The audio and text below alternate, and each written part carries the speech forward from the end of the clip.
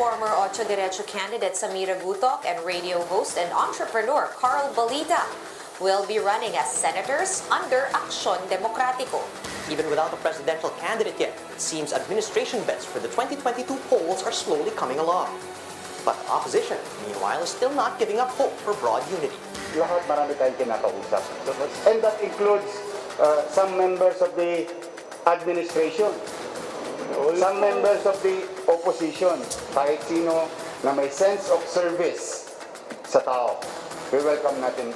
I think everybody realizes it will be quite difficult to defeat President Duterte without a united opposition.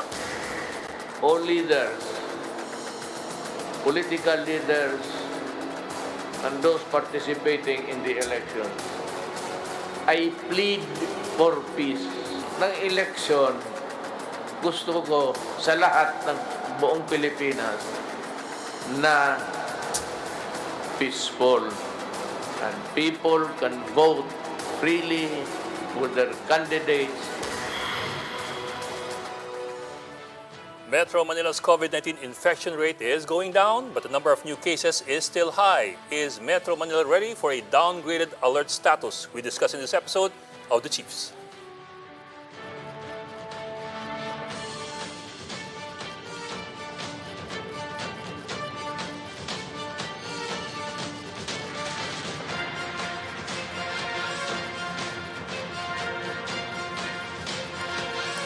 And welcome to this Monday edition of The Chiefs. I'm Ed Lingao. Also with us, of course, Ana Marie Pamintuan of the Philippine Star, Lucy Cruz Valdez, the head of News 5, and Robbie Alampay of One News.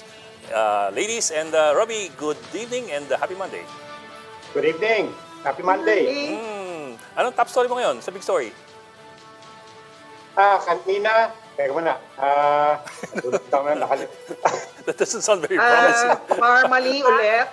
Well, yung ano... Hindi pa rin, no? Yung kay Magot, pa? Yung mga witness na kandarapa yung init. For a while there, we were really... Everybody was worried, but at the same time, mukhang ano ba? Ano bang latest, Ami? Nasa safe house? Oo nga ba? Itong si Magot?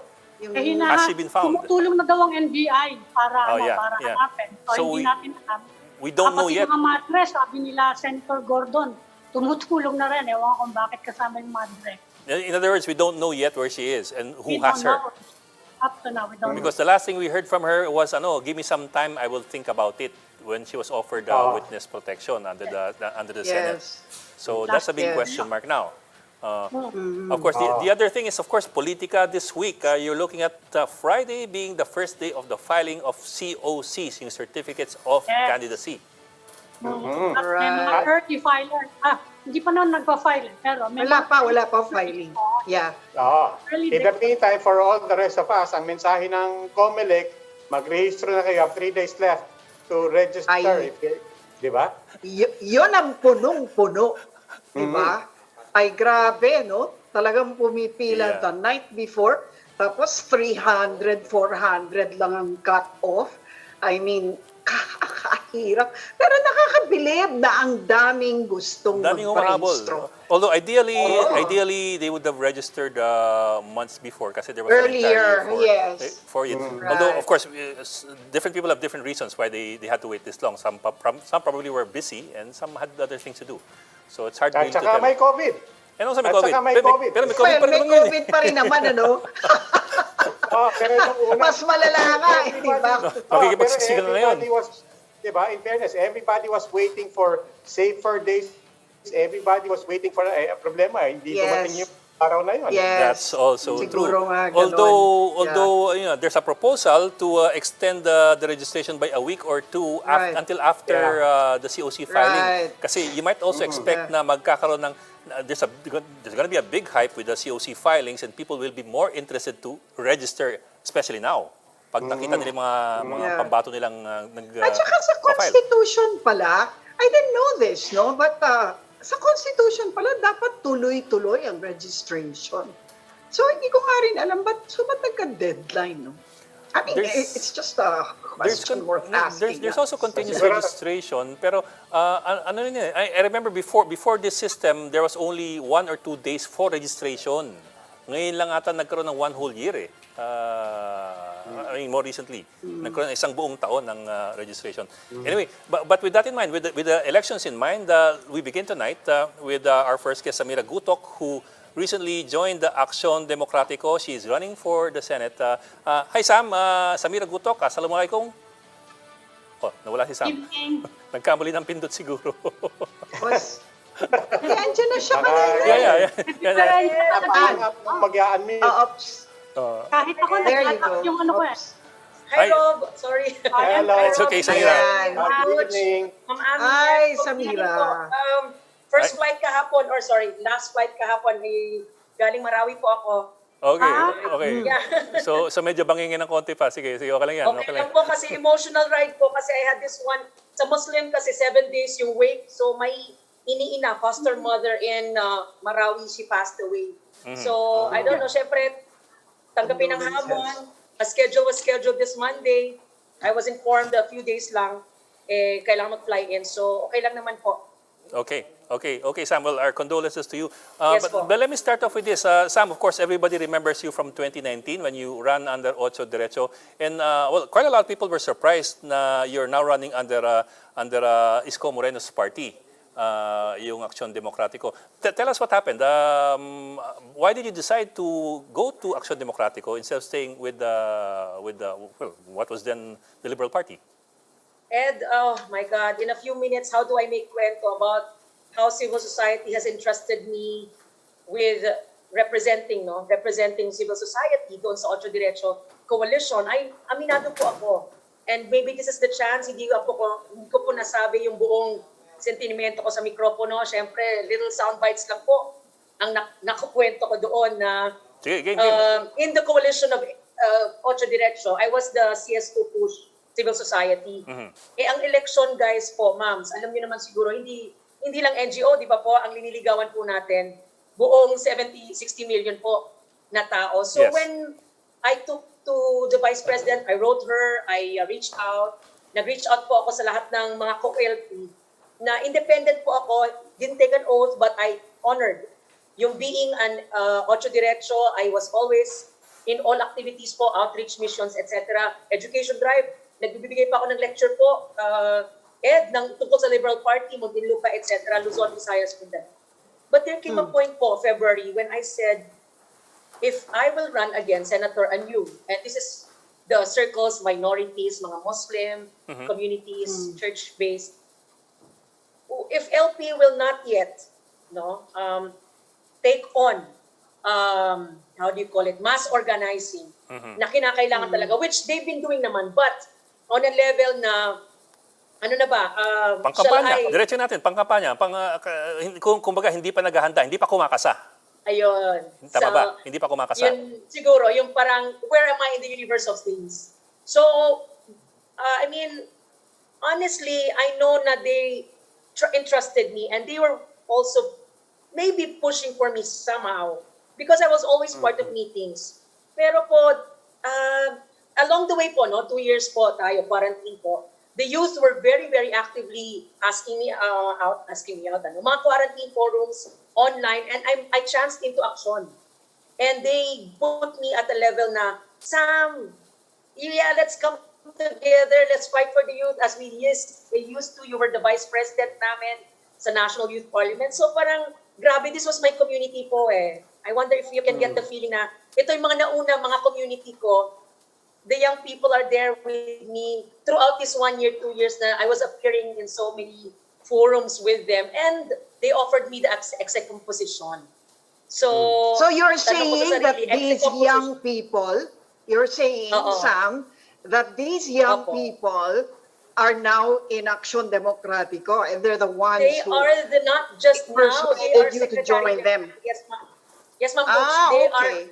Secretary General po and the chairperson. They were the young people who I worked with sa National Youth Conventions where I was usually active po when I was in college and after din po.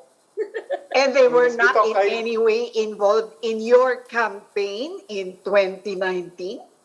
And no, they weren't, but we were in, di ba ma'am, Ocho Derecho nandun si Pilo Hilbay, he was Aksyon Demokratiko. Yes, that's They were right, actively, Aksyon, yes. they were actively with Pilo. But syempre, mutually, we would meet in the meetings. But then, syempre, Action Demokratiko, si Pilo, yun ang representation ni Pilo sa Ocho Diretso. Opo. Ms. Gutoc, maganda yung perspective mo kasi nga galing ka nga sa Ocho Diretso. Yes, So we'll po. ask you one of our favorite questions this past week. Ano ba si Isko Moreno? Is he opposition? And also, ibabato ko na dyan, ano bang objective? What is the objective do you feel for the opposition in the coming elections? So I'm also able to tell you po, of course, actually mas nauna pa nga yung One Sambayan na nag-organizing kami sa level ng grassroots community level. Political party, the formality of inviting me, no, or for Senate, wala pa po eh. So I really wasn't so sure where I was. So Action was very concrete, national executive position, a chance to espouse yung mga evacuees, and that is where ISCO comes in.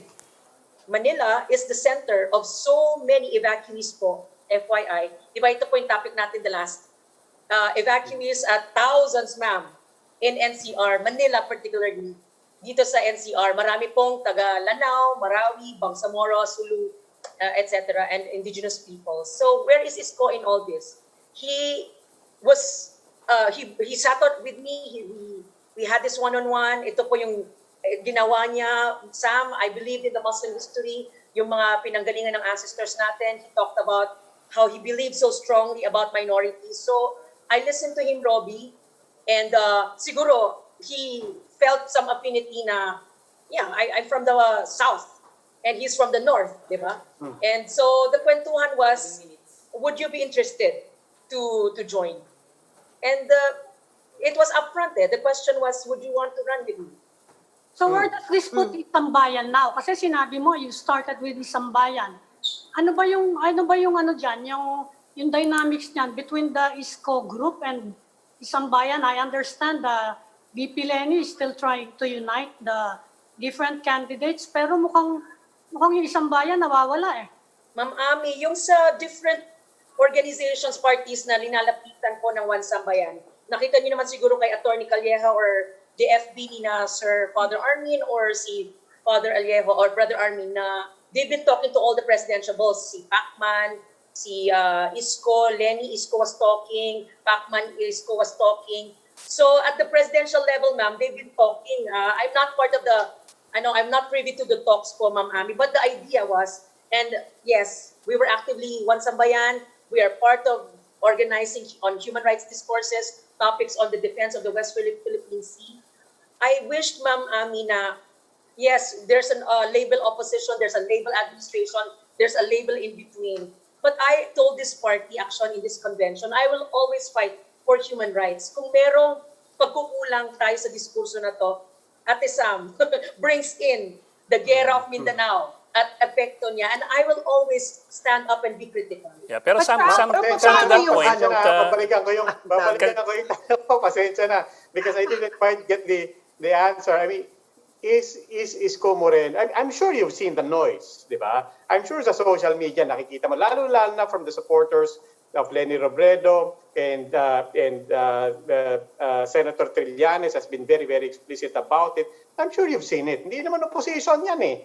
Diba? On the other hand, here you are, as we said, coming from Ocho Diretso. So we understand your reasons, and you've explained that, your reasons for believing in him. But at the end of the day, can you face the supporters of Neri Robredo and Trillanes and say na, hindi, opposition to? Or are you saying, hindi mahalaga yung label? I'm saying that he might not be openly always with us in opposition stand, no? Si Yorme, but the briefing and orientation of this party really is as a bridging force. And one principle I got really attracted to is that it's a people-centeredness, and you have to talk to different sectors who might even not be with your ideology at hindi kalinya eh. And I think Yorme, because ang ginaganya nga is executive level, not necessarily ideological, ideolog siya. I think, Robbie, we're talking politics here eh, and the surveys bear it out, no? He's he's there on top. So you're out of the isang bayan process. Balikan ko lang yung tanong ko. Out na kayo sa isang bayan. You're no longer talking with them? Ma'am, I'm very humbly still. Of course, I know that I was nominated somehow in this selection process, and I hope po na they would still consider even if I shifted to the Party of Action. By any Okay, chance, so what commonalities do you have with somebody like Yorme na marami nga nagsasabi hindi naman tunay na oposisyon, at least against President Duterte, which as far as we knew you, or well, still know you, Yes po. you are. So parang ano ba to, political expediency lang ba to? Kasi when you say, ano mo naman, political lang, di ba? Anong commonalities na bigla kayong nagsanib? Hindi naman kayo magkasanib noon, no? And Isko is really not considered an opposition person. 5 principles that really attracted me to the party, and then Yorme is the president. Concern for vulnerable sectors. Natakon po natin ito sa previous show natin. Concern for women, children. 3 things lang I heard from this manifesto of document ni Senator Rocco, which as a young leader, talagang Raul Rocco was somebody I carried in the past as a senator. Sana we can also see that it's not just about Isko, but a collective history, a long history of people who have been with the party. And maybe Isko, yes, he is the chairperson, president now, presidential, but it's incidental. There is just so much people there that I'm invested in who knew me in the past, and I knew them. let me see if I get this right, Sama. Kasi I remember the first time I met you was in 1996, 25 years ago. You were still with Namfrel Marawi. I don't know if you remember that. So parang what you're telling us now is that it's more of the association with Raul Rocco's party, with the principles that the party stands for, than it is with the presidential candidate of the party. Tama ba yun, or am I getting it wrong? Nauna po na nakamit ko po yung youth who were leading the party. Secgen Leon, si Chairperson Ernest, they were from my youth days, and sila na po yung nag-reach out sa akin. And Yorme came along, in the past recent. So mas kumbaga mas recent yung si Yorme. Parang by the way lang si Yorme. Kung tama intindi ko, parang by the way lang si Yorme, but it's really the party that you're aiming for. Hindi yata narinig. Sam, can you hear us? Sorry. Can you hear us? Ed. Can you hear us? Yes po. Okay, I okay. hear you. No, so what I'm saying is that parang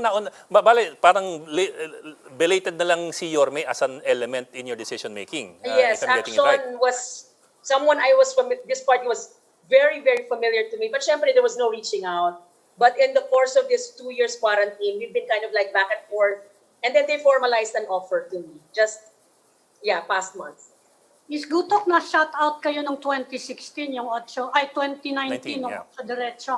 Ano yung takeaways na, and what things will you do differently this time you're running for the same position? Taking into 4 yung bridging principle ng partido. Having been cast opposition really put me on a box And I don't know if you read the comments sa mga napakaraming friendship na trolls, but they say, Sam, if you weren't with them, we would have helped you. But that's of course beside the point, syempre. Sabihin nyo, did you just join for the sake of votes? Of course not. In Mindanao, we tried to be as much opposition as we can. The quarantine didn't help, that we weren't able to meet as many people. So, yeah, we are continue to move around po, and we're hoping that this label of being with Yorme is not the dominant idea that will be remembered of us. Sam, we do want to take some time to talk about Mindanao. I mean, for the longest time, ang narrative, the initial narrative right now is, of course, with the Dutertes, in Davao, Manny Pacquiao in Sarangani, and ano yung mangyayari doon. But take some time to talk to us about the issues na nakikita nyo, the things that the Mindanao voters will be looking forward to hear and maybe use to differentiate between the different slates. Mindanao is so invested in Mindanaoans. It's a reality on the ground that they really are so closely hold affinity with any Mindanaoan candidates. But we tried to disprove this kanina na yes, might belong to minorities. Kami po ay mga so-called civil society. We are activists. Mindanao is predominantly, of course, very much incumbents, no? Yung mga incumbents, they're dynasties, many are dynasties. But we also see a lot of young councilors, as in the AP Gutoc oath kanina. Some of them are from Mindanao, if I recall kanina, sa kaninang Manila event. And so we're seeing a bit of dynamism, young people coming to forth in Mindanao. But Mindanao scholar, alam niyo yan, maraming traditional, wedding predominantly. Ito lang kung anong sinasabi ni Governor, yan na po ang iboboto. And a lot of them are aligned, as you know, by expediency, because some of them need really the support of national for government funds. Pero pareho silang no, yung ticket ni Yorme at saka ni Doc Ong ay parehong very NCR based, no? Anong pulso sa Mindanao toward both Yorme and Doc Ong, no? Kilala ba sila ron? At Na-surprise ako. Oh. Ma'am Luch. Ano? Ma'am Luch, na-surprise ako kasi I'm from Lanao, Marawi, 1 million voters, people. Bigla na lang po nagsilputan, ma'am, yung mga ISCO posters. And, well, I don't know kung nakatulong tayo doon. Wala pa naman ako pang postering at hindi ako nagpapaposter for any candidate and myself and the presidential. So, bigla na po silputan. At least that's for the Lanao where I got to pass by.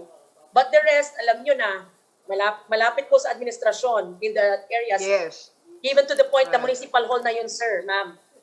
Municipal hall na didikitan. And major sa manifesto ni Senator Raul Roco in this manifesto is diversity. So we bring that to forth, hopefully po, as the one from the South. Okay. Pero siguro ang lala ng laban dyan, ano? Lala po. I mean, you know, Lala po. lalo na... Sana po, Ma'am Luchi, hindi magtampo po yung those who entrusted me 4 million votes. Ang dami pong, I'm receiving a lot of, syempre, tampo. Right now, hindi naman tayo nagkakaroon ng ganito pong convention Face to face, hindi mo naman masabi. Sa Zoom lang yung mga kailangan dapat sabihin. So nabagalan ka sa LP. Inaamin mo. Ano po, ma'am, for somebody na newcomer sa politics po, I really needed bastoning. I really needed shepherding. And sorry po, they really were very supportive 2019. They were inviting me all over the place. It's just now for one Mindanaoan girl who needs to penetrate the NCR and national, I really needed some pulling up. Okay. Well, maraming salamat. Samira Gutoc, running for the Senate under Isko Moreno's Aksyon Demokratiko. Well, Thank you. Samira, shukran. Salamat. Salamat, Sam. Thank you po. We will just go into a break, so please stay with us.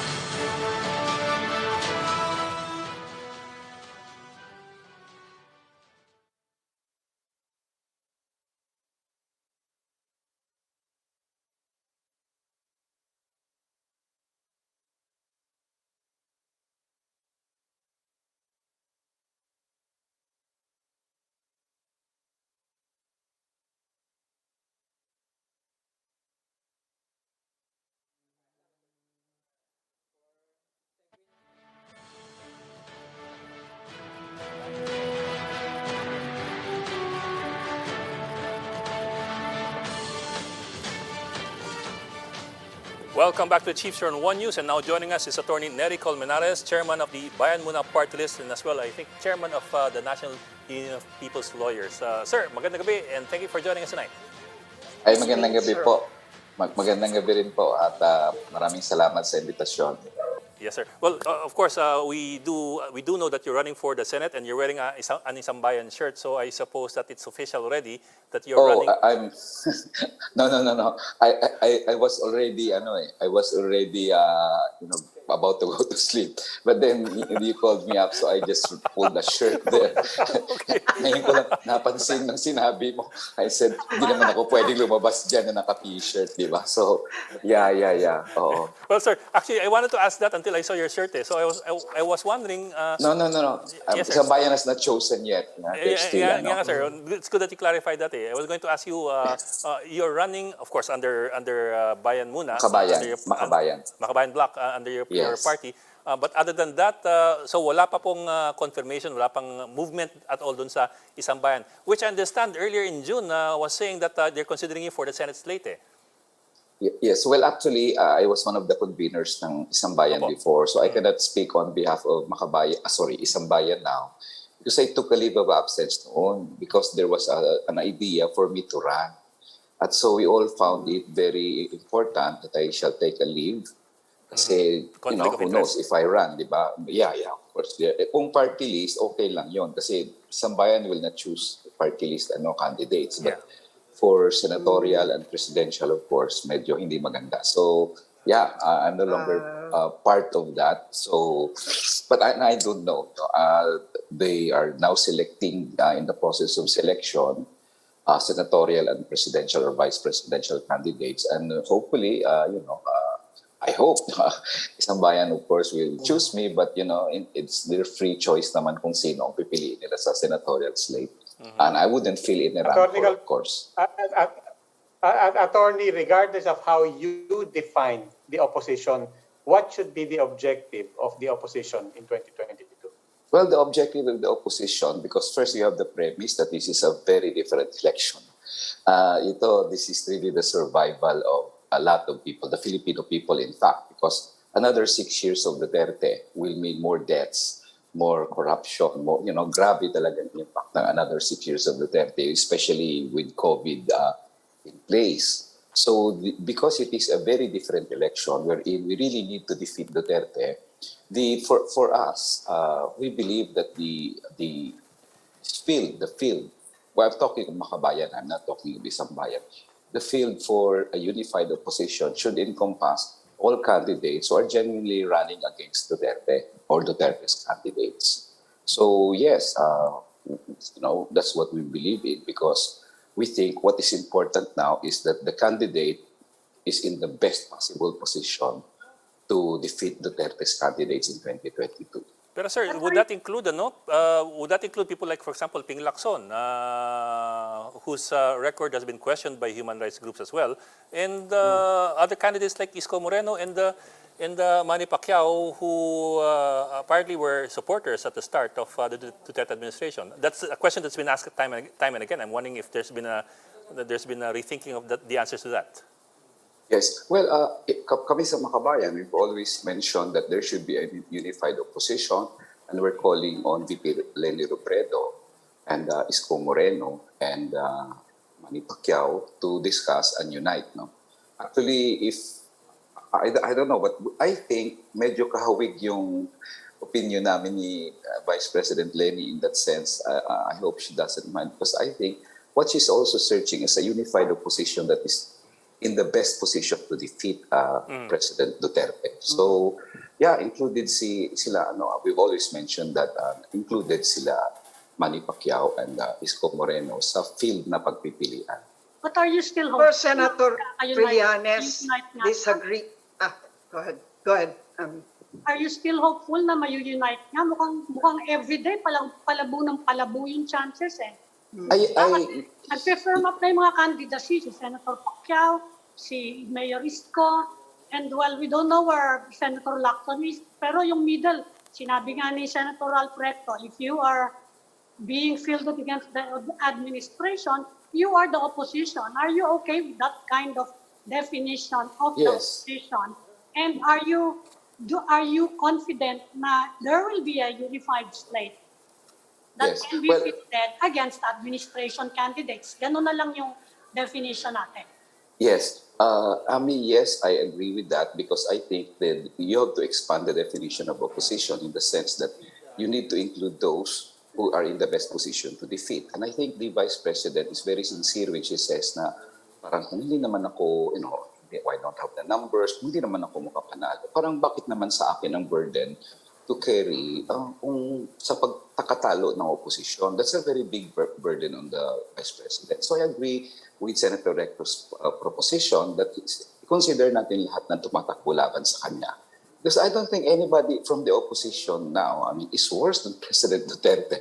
I don't think none of them will even think of doing half of the EJKs he committed.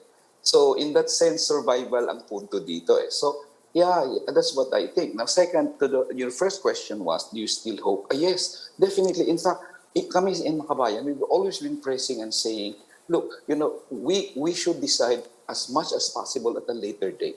What about after the filing of certificates of candidacy? Yes, but can we still do that? Halimbawa, nag-file yung tatlo. Okay. Can we still do that and search for a unified opposition after that? Yes, we believe so. In fact, there is always a possibility that all three candidates will begin to feel, patalo ako, hindi ako makaano. Then they can all decide and say, sige na, in order lang to ensure na, kasi lahat naman yun sila hahabulin ni Duterte pag manalo si Duterte.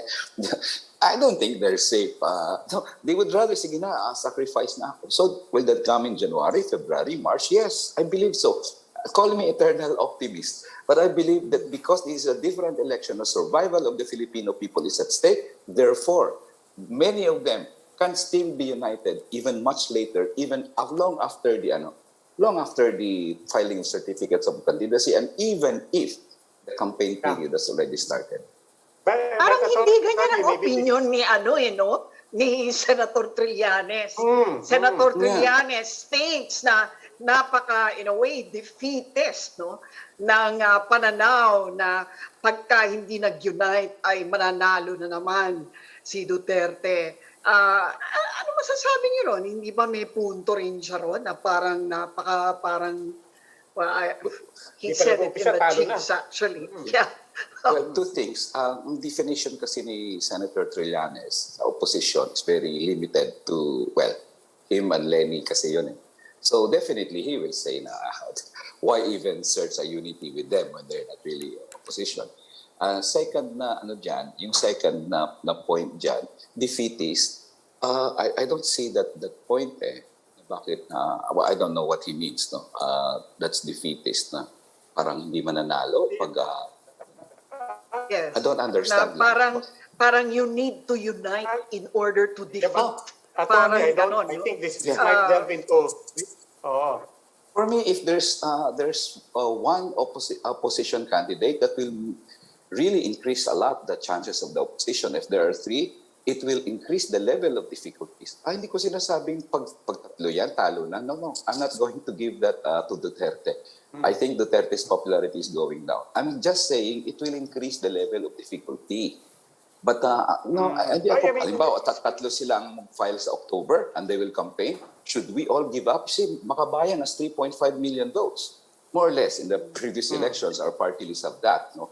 So we need to swing that to a candidate. Ano yung say, give up na kami, wala na palang mangyayari dito.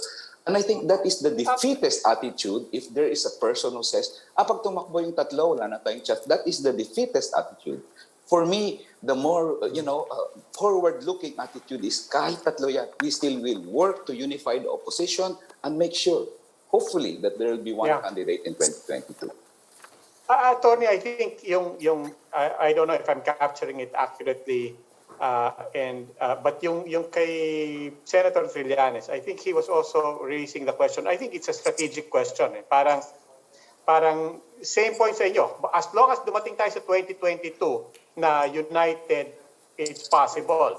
Pero I think he was also saying, do we have to have that one candidate out of the gates immediately? In other words, he was saying, ba't hindi pasabakin muna si Lenny? Kasi ang mahirap, I think what he was saying is, ang mahirap yung hindi pa tumatakbo si Lenny, sinasabi ng mababa yung numbers niya at walang pag-asa. Sinabi niya, patakbuhin muna natin, and then sinabi niya, dadating naman tayo January, February, and may oras pa doon to be pragmatic. Yeah, well, actually, with analysis na yan on the brass tacks. If you're not prepared and you by, say, November or October, then you will most likely lose. If you're not prepared by January, or some people have those calculations. But in any case, if you remember right, Duterte, I think, substituted sometime November. Yes. In 2016. So, I mean, di ba? I don't think there's a clear-cut campaign strategy that says you have to be doing something. It depends on a lot of situations. There are many candidates who lost, even if they prepared 1 year before.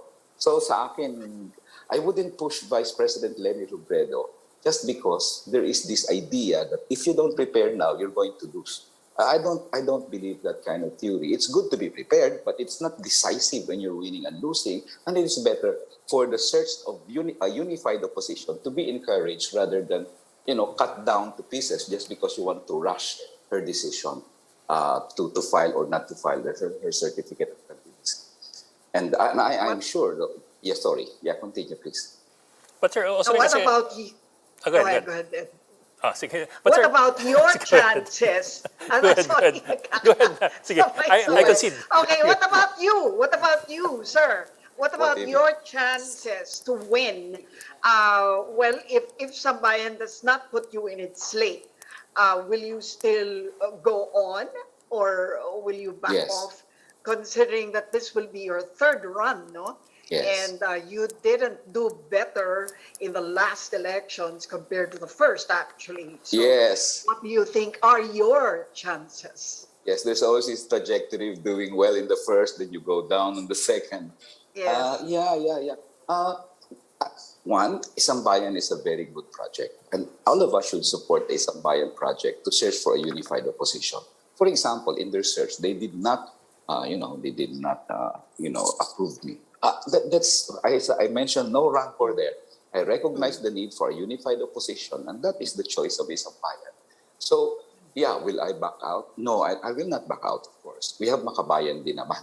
So there are two reasons why we think we can win, this time. First, Duterte's popularity is going down, really going down. Watak-watak na yung mga kampo niya ngayon. Kugpong, PDP Laban, and the pro-US, and the pro-Chinese administration is quarreling. All this is now quarreling with the senators, other than Leni, is quarreling with Isko and Manny Pacquiao. I think that's desperateness on their part. And many of his political allies in various and are transferring to other political parties. And I noticed there's a lot of DDS. There's a growing DDS in the country today. And that's what the dissolution Duterte supporters. So that's a big problem for President Duterte. We have, that's the first, the growing unpopularity of the president. Second, Makabayan, we have hundreds of thousands of members all over the country, and we hope we can muster enough in this election. First, I think, other than the fact that we could be a very good poll watcher organization to guard the votes in 2022, I think if we only manage to harness our members, we could be a very powerful social media force. If we can manage that, to harness that, we can be a very powerful social media force. We have, how many trolls does there have? 10,000, 20,000, 50,000 paid trolls. At least the opposition, not just Makabayan, but the opposition, we have hundreds of thousands. So we can do that. And I think with the large role of social media in this election, that's the path to victory of many of the opposition candidates. So it's a combination of both. Yes, sir. So I think we can do that if we can only unify here and adjust to the changing situation because of COVID in terms of campaigning and be a very great, powerful force in social media. Yes, sir. But sir, at the same time, I'm also seeing, at least on my timeline, some growing concern among people who identify themselves with the opposition as to the choices being given the opposition and the long wait. Ang sabi ng iba kong kaibigan willing to wait sila, parang Jollibee, willing to wait dahil hindi sila happy dun sa ibang choices.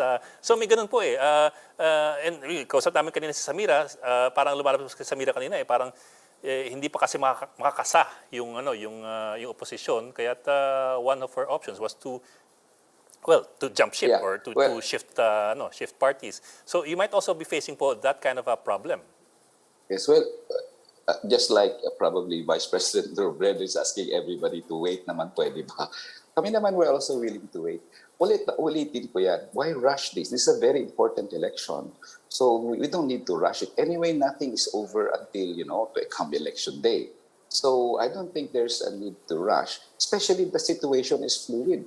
Hindi nga natin alam kung ano talagang sino magpo-file officially and formal. These are announcements. No? I've seen candidates withdraw at the last minute. And I've seen, it's possible that one candidate will endorse the other in the middle. So I'm not going to rush there. In fact, even if there is no unified slate January, we will still try. Ganito yan. Pwedeng may mga manok na tayo. Pwedeng may mga kandidato na tayo. Walang problema yon. I mean, it has to happen. You should have your own candidate. As long as your mind is open to a possible unified opposition. Do not say na manok ko na to kasi siya ayoko na ng iba. May problema tayo because kung naniniwala kayo sa tingin ng mga kabayan na this is a survival issue.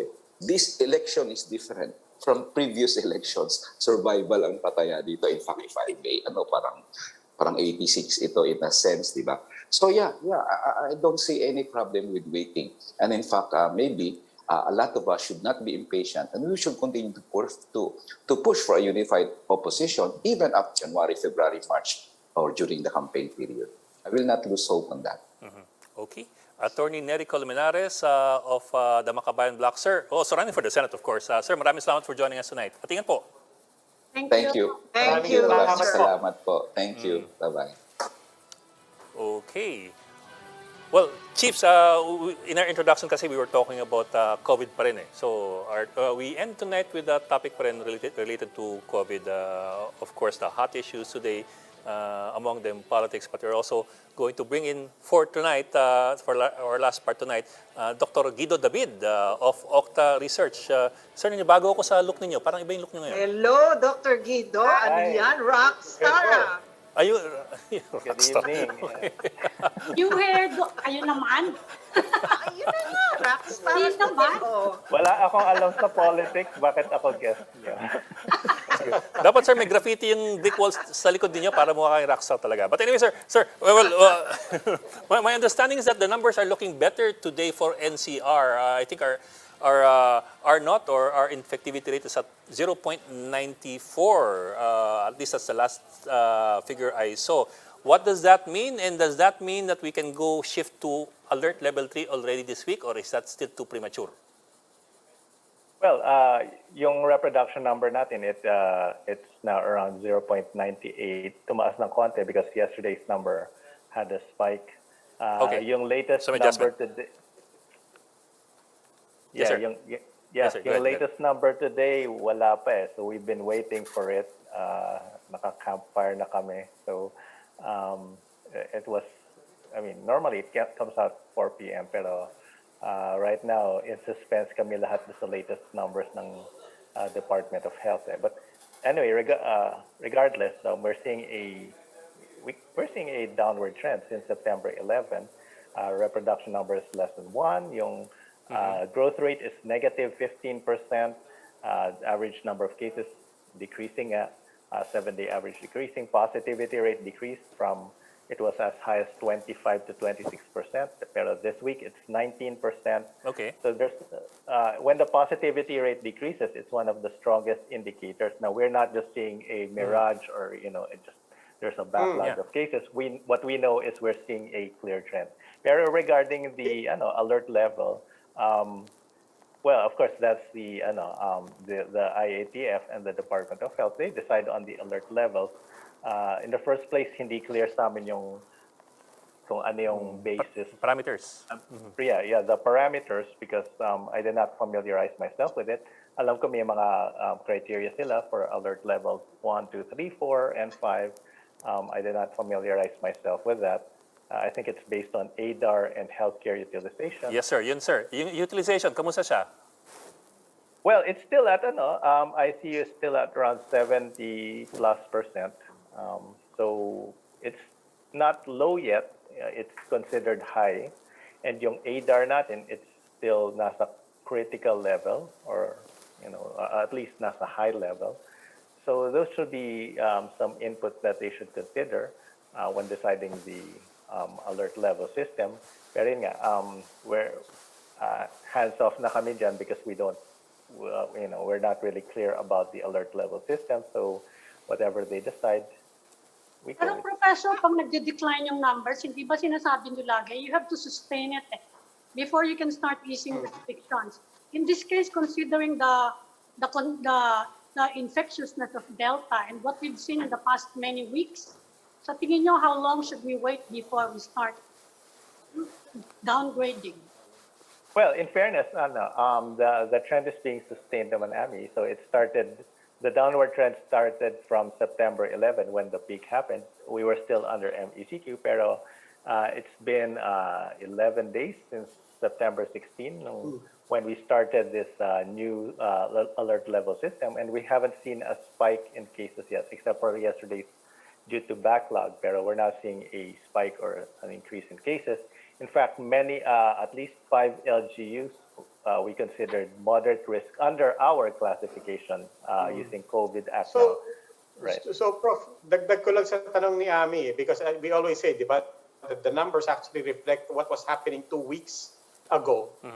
The numbers were going down prior to the start of the granular lockdown. On the other hand, you'll have about 4 or 5 days of granular lockdown where that was sustained. So are we saying that just based on that the granular lockdown, 1, did not hurt, and 2, might actually be sustaining this downward trend? I agree on both points so far, that it did not hurt and it's actually sustaining the downward trend. So we have to be transparent with the data. This is what the data is saying, telling us. So I don't have any information on the ground except for what some local governments tell me, pero and even some mayors are saying now they're seeing decrease in numbers. So this is confirming also what we're seeing with the data from the Department of Health. Pero what about outside the NCR naman? Kumusta naman? Kasi mataas pa rin. It's still a pretty high number, no? Sa this Delta-driven surge. Kumusta yung mga yung outside Metro Manila? Yes, Ami, actually, there are some places outside Metro Manila, sa Cordillera region. We have been seeing a steady increase in cases. Sa Region 2, sa Isabela, an increase in cases. Cagayan, I think mataas pa rin ang cases. Region 1, I think we're also seeing an increase, some high number of cases.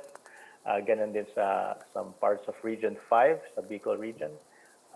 Yung iba, it's not clear to us kasi just the other day we saw a spike in Cebu City, pero we're not sure where that spike is attributed to kasi the positivity rate did not spike. So we asked the doctors in Cebu City, sabi na there's no spike in Cebu City. So there are some data, something's going on with the data and we're not sure how to explain. But we're definitely not seeing a spike in Cebu City. Kasi over the past days, there have been some areas now we're seeing big numbers, but we're not sure if this is due to backlog lang. So we're, for example, seeing some big numbers in parts of Mindoro, but again, we have to confirm these things. Pero at least NCR, most of Calabarzon, we're seeing a decline, less than 1 reproduction number, even Bulacan. So if it's happening, if there's an increase happening, well, I think siguro Bacolod, I think it's an increase happening there. But in some of the smaller areas, maybe some of the more, smaller metropolitan areas. Sir, we're looking for... Cause? Is it the vaccination, indeed?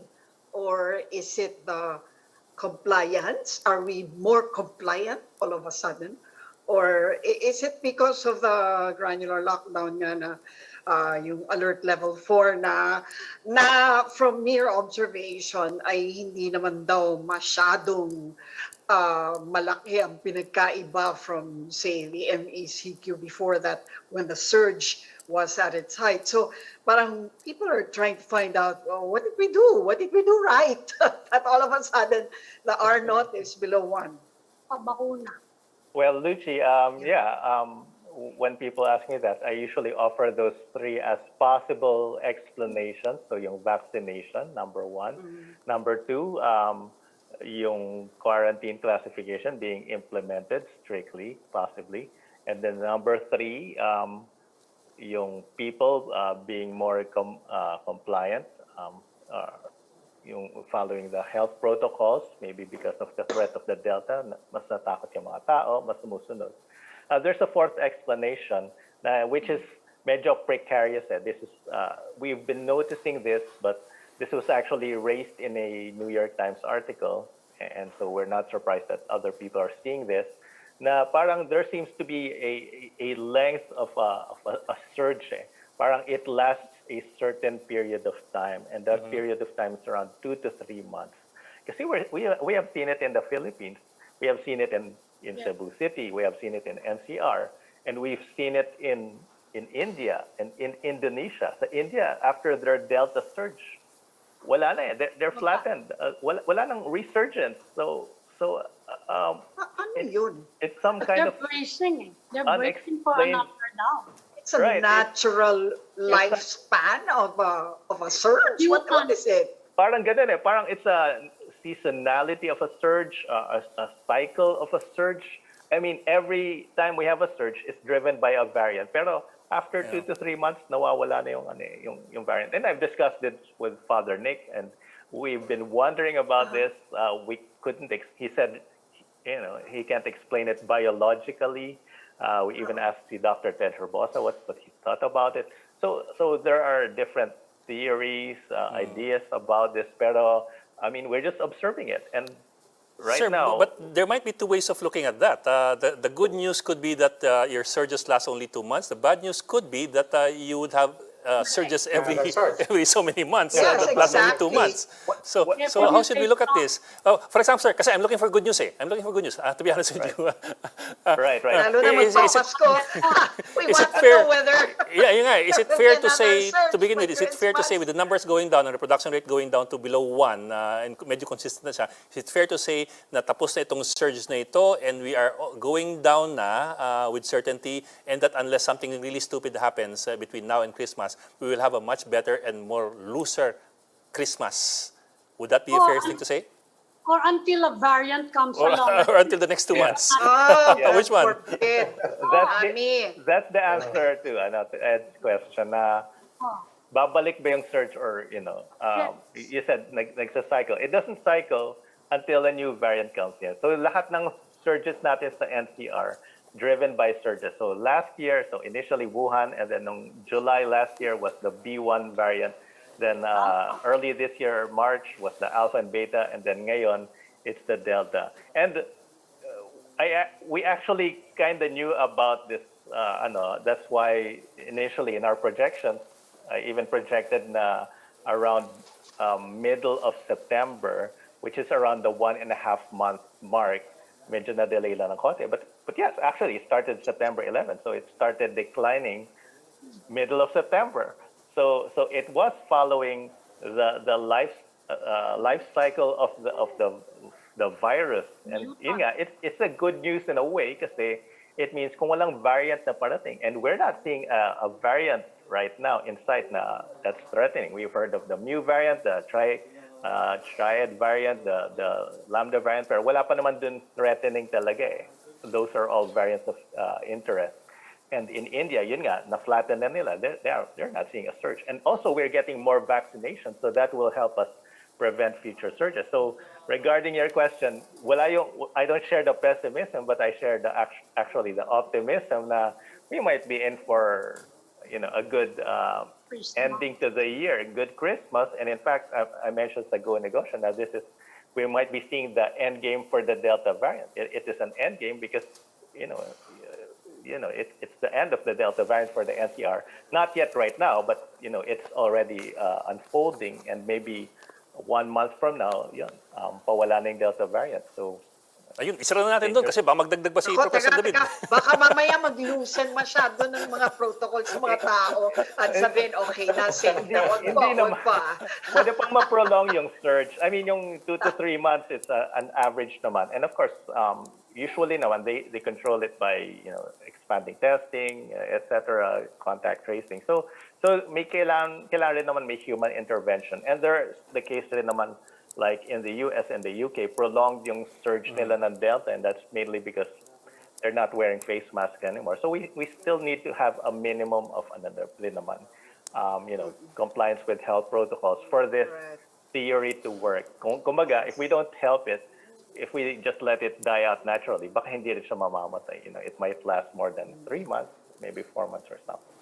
Okay. Well, sir, just to wrap it up, para lang klaro, kasi hindi ko malaman rin yung good news sa budget sinasabi ninyo eh. With all the variables on the table, yes, a mathematician, with all the variables on the table, mukha namang we're in for Araw good. a more optimistic Pushing Christmas. your luck, okay na eh. Oo nga eh, tama na. Mukha kang good. Waiting for good news. Pero mag-mask ka pa rin at maghugas ka pa rin ng kamay. Mag-mask, maghugas, magpa-vaccinate pag hindi pa vaccinated. Vaccinate. It looks like good news. I mean, we're not there yet, but we're going to get there probably October. And I think by November, we should be okay na talaga. I mean, I'm banking on that. Unless may, as you said, may variant na lumabas na bago. Pero knock on wood, wala na sanang bagong variant. Unless pagtanong ulit si Ed. Okay, sige. Teka, yung tindahan sarado na. Well, Professor Guido David of Octa Research. Sir, maraming salamat for joining us tonight. Happy Monday po. Thank you, Happy Monday. Professor. Maraming salamat po. Thank you. Good evening. And that'll be all for this Monday edition of the Chiefs. We hope what was discussed here will keep the conversation going. Now, before we go, a reminder to our viewers, mask on, wash hands, and stay safe, Philippines. I'm Ed Lingao. I'm Ami Paminton of the Philippine Star. I'm Lucy Cruz, Valdez of News 5. I'm Robbie Alampay, and we are